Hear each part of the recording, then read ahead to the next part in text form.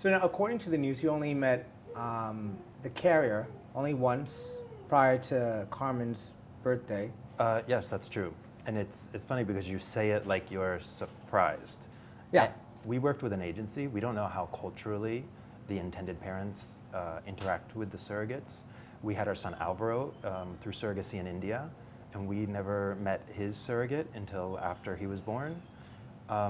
So we didn't think it was anything awkward.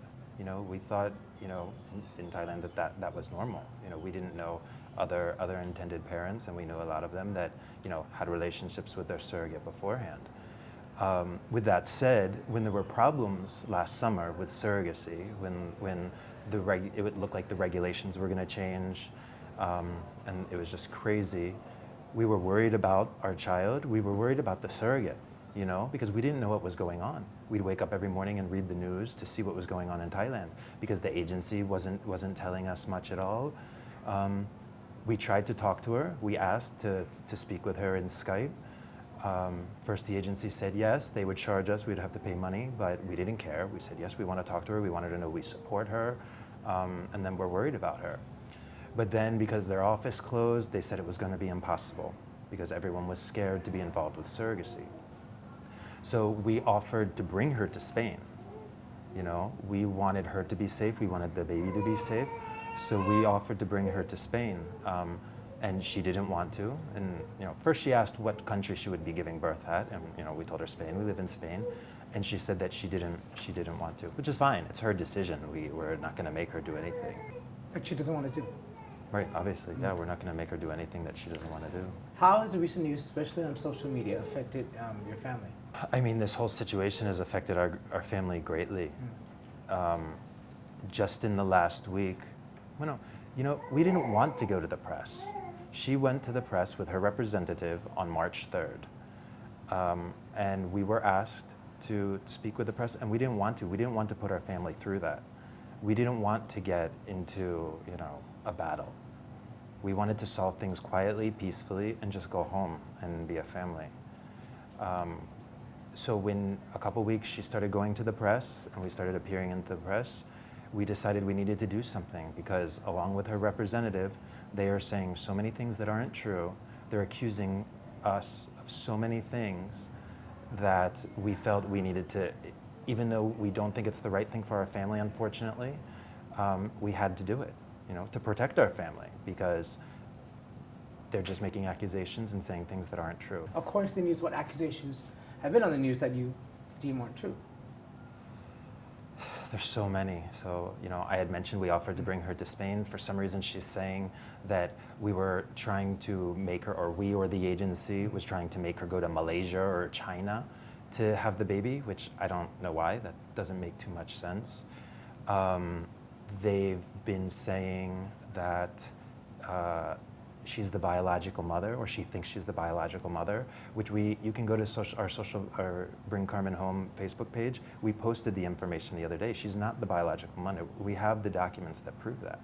We have documents and emails and recording to prove everything that we're talking about, saying the things that she's saying aren't true. She's said that there's so many things. They've accused me of child abduction.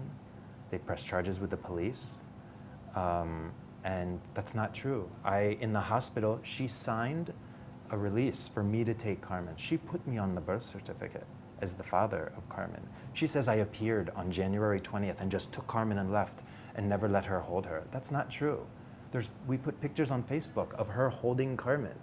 The first thing I did when Carmen was released to me at the hospital is I gave Carmen to the surrogate.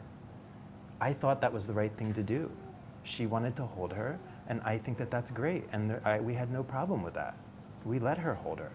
You know, everything that she's saying that sounds crazy is crazy. It's not true.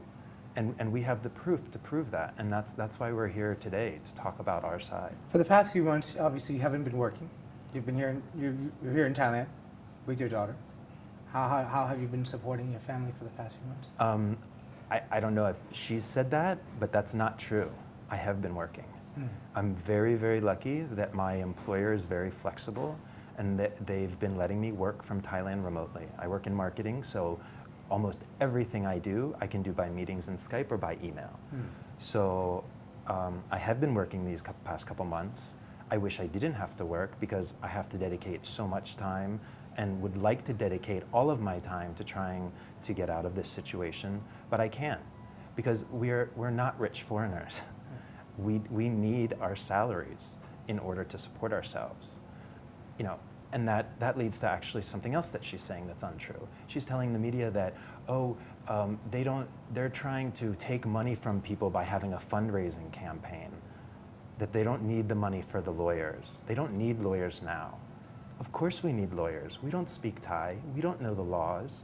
When we go to social services meetings, when we have to send letters to the special subcommittee, when we have to go to the police station because she's accusing me falsely of child abduction, of course we need lawyers. And good lawyers are very expensive. Good lawyers are very expensive, and we don't have the money to do that. We do have the money from our 2 salaries to support our home in Spain and to support our home here. And once we don't have to support 2 homes in 2 different countries, we'll be able to provide very well for our children. We're very good parents, and we provide very well for our children. They're the most important thing in the world to us. So what would be the best way out for the both of you? According to you. No, the best way out is the best way out for both of us. And that is? That we wouldn't have gone to the media, that we don't have to go to court, that we speak together. We've been trying for months to speak with her. The day she first went to the press, we had sent her a letter with pictures of me, with Alvaro with his surrogate, to explain to her we've done this before, that we're good parents, to show her that we're good parents, to show her pictures of Carmen, that Carmen's happy. The best way out is for us to talk and to come to an agreement of how she can be involved in Carmen's life, that she allows us to take Carmen home to be with her family, and, you know, we have to talk how she can be involved in Carmen's life. We want that. We're fine with that. We've never said that. I have messages in line to the surrogate because when we first met in the hospital, we exchanged our line accounts and we were sending messages, and she asked if she could have photos of Carmen, and I said, of course you can have photos of Carmen. You mentioned just now that she can see your daughter. One day, she can get to come visit or see your daughter. You mentioned that. I mean, how does that work out? I mean, that's something that we have to, you know, discuss with her. Obviously, she can come to Spain, or we can come here.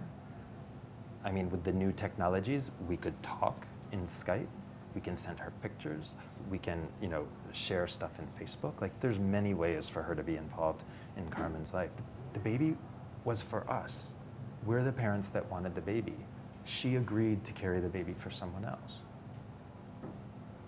What's going to be happening from today onwards? We've put a message in Facebook that we really think is true, and that message is an invitation to the surrogate for her to be able to perform a miracle. My son's 2nd birthday is in about a week. You know, my husband has already taken our son home. The miracle would be that the surrogate can bring our family together. We can be together for my son's birthday. Yeah, we think that would be a wonderful thing.